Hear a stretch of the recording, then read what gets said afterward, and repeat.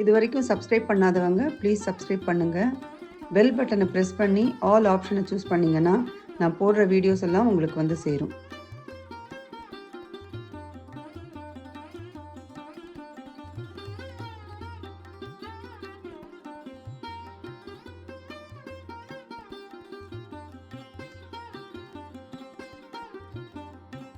இன்றைக்கி நான் baby potato fry பண்ணியிருக்கேன்.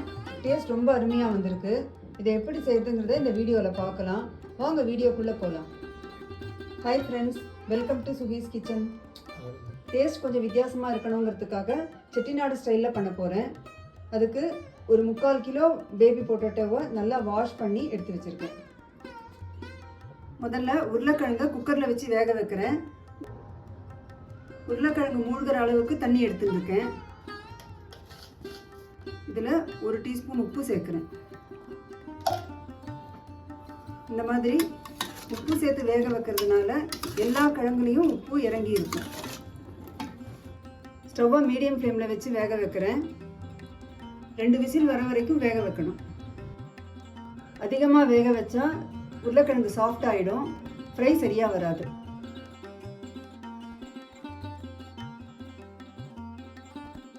இந்த உருளைக்கிழங்குல சேர்க்கறதுக்கு ஒரு மசாலா பவுடர் ரெடி பண்ணிக்கணும். அதுக்கு தனியா 1 டேபிள் ஸ்பூன், சோம்பு 1 டீஸ்பூன், ஜீரகம் 1 டீஸ்பூன், மிளகு 1 டீஸ்பூன், 3 காஞ்ச மிளகாய் இதெல்லாம் எடுத்துட்டுருக்கேன். உங்களுக்கு காரம் கொஞ்சம் அதிகமாக தேவைப்பட்டால் மிளகையும் காஞ்ச மிளகாயும் கூட சேர்த்துக்கலாம். இதெல்லாம் எண்ணெய் சேர்க்காம வறுத்து எடுத்துக்கணும். முதல்ல மசாலா பவுடருக்கு தேவையான பொருட்களை வறுத்துக்கலாம். தனியா,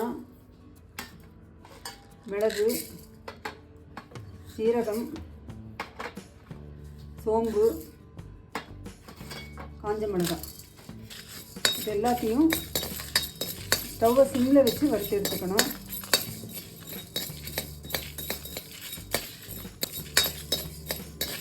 வாசனை வர வரைக்கும் வறுத்து எடுத்துக்கணும்.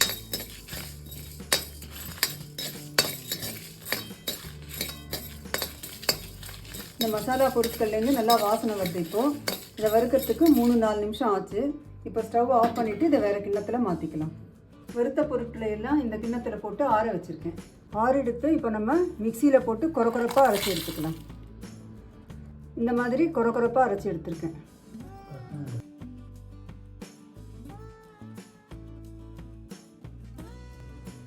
வேக வச்ச உருளைக்கிழங்கோட சில பொருட்களை எல்லாம் மிக்ஸ் பண்ணி ஊற வைக்கணும்.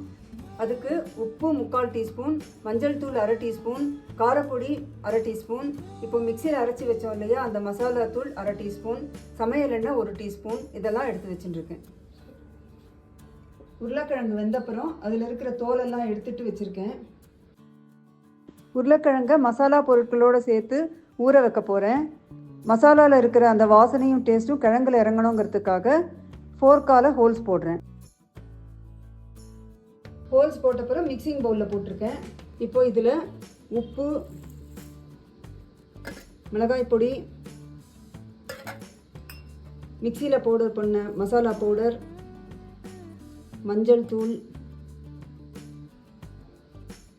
எண்ணெய் இது எல்லாத்தையும் நல்லா மிக்ஸ் பண்ணி விட்டுடலாம். இப்போது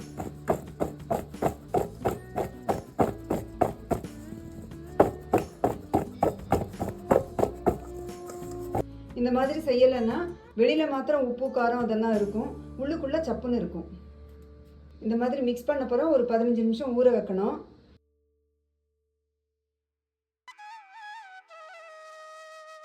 தாளிக்கிறதுக்கு கடுகு 1 டீஸ்பூன், ஜீரகம் 1 டீஸ்பூன், சோம்பு 1/2 டீஸ்பூன், கருவேப்பிலை 2 இருக்கு இதெல்லாம் எடுத்துட்டு இருக்கேன். 2 மீடியம் சைஸ் வெங்காயத்தை நல்லா வாஷ் பண்ணிவிட்டு பொடியாக கட் பண்ணி வச்சுருக்கேன். உப்பு 1/4 டீஸ்பூன் எடுத்துட்டு இருக்கேன். தேவைப்பட்டால் கடைசியில் சேர்த்துக்கலாம். இதோட 4 டேபிள் ஸ்பூன் நல்லெண்ணெய், 1 டேபிள் ஸ்பூன் நெய், அரிசி மாவு 1 டீஸ்பூன் இதெல்லாமும் எடுத்துட்டுருக்கேன். இப்போ நாம் ஃப்ரை பண்ண ஆரம்பிக்கலாம். முதல்ல அடிகனமான வானலியில் ஒரு 4 டேபிள் ஸ்பூன் நல்லெண்ணெய் எடுத்துட்டுருக்கேன்.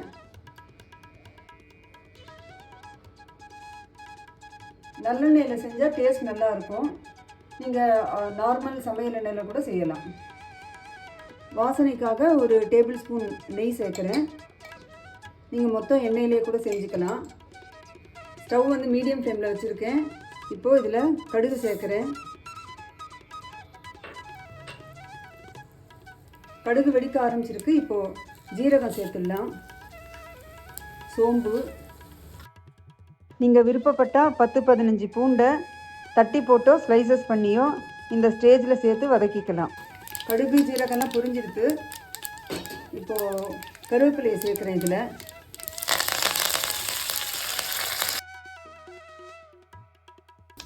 அடுத்ததாக வெங்காயத்தை வதக்கிக்கணும். இப்போது மீடியம் ஃப்ளேமில் தான் வச்சுருக்கேன். இது பொன்னிறமாக ஆற வரைக்கும் வதக்கிக்கணும்.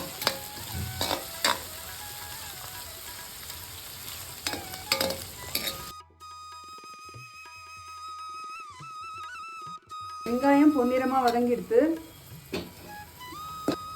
உருளைக்கிழங்குல உப்பு, காரம், மசாலா அதெல்லாம் சேர்த்து 15 நிமிஷம் ஊறி இருக்குது. இப்போது அதையும் இதில் சேர்க்குறேன். நீங்கள் அப்படியே ஊற வைக்காமல் வேக வச்ச உருளைக்கிழங்கையும் இதில் சேர்த்து உப்பு, காரம் அதெல்லாம் இதில் கூட சேர்த்து செய்யலாம். இதை முதல்ல நல்லா மிக்ஸ் பண்ணி விட்டுக்கலாம்.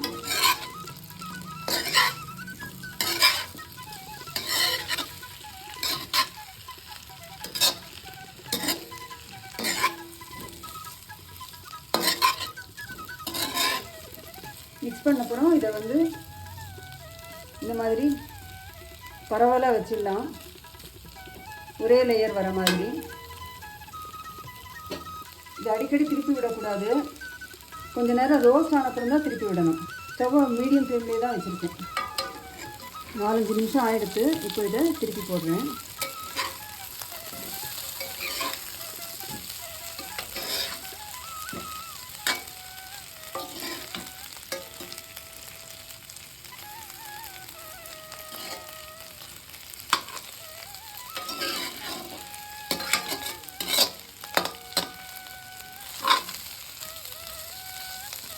திருப்பியும் கொஞ்சம் ரோஸ்ட் ஆகட்டும், அப்புறம் நம்ம திருப்பலாம்.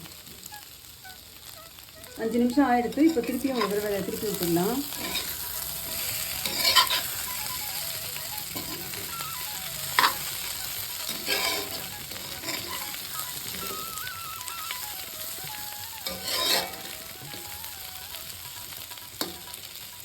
இது செய்யறதுக்கு ஒரு 15 நிமிஷமாவது ஆகும் இந்த ஃப்ரை செய்யறதுக்கு.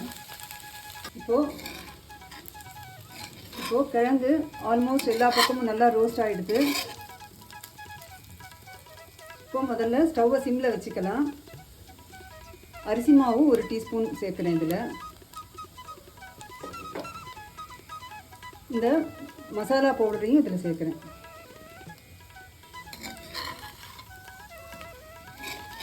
இந்த மசாலா பவுடர் முதல்லையே கொஞ்சம் உருளைக்கிழங்குல நல்லா மிக்ஸ் பண்ணி ஊற வச்சுருந்தோம். மீதி இருந்ததை இப்போ நான் சேர்த்துட்டேன். இது எல்லா கிழங்குலையும் ஒட்டுற மாதிரி நல்லா கலந்து விடணும். இந்த ஸ்டேஜில் டேஸ்ட் பார்த்துட்டு உங்களுக்கு தேவைப்பட்டால் உங்கள் டேஸ்ட்டுக்கு ஏற்ற மாதிரி உப்பு சேர்த்துக்கலாம்.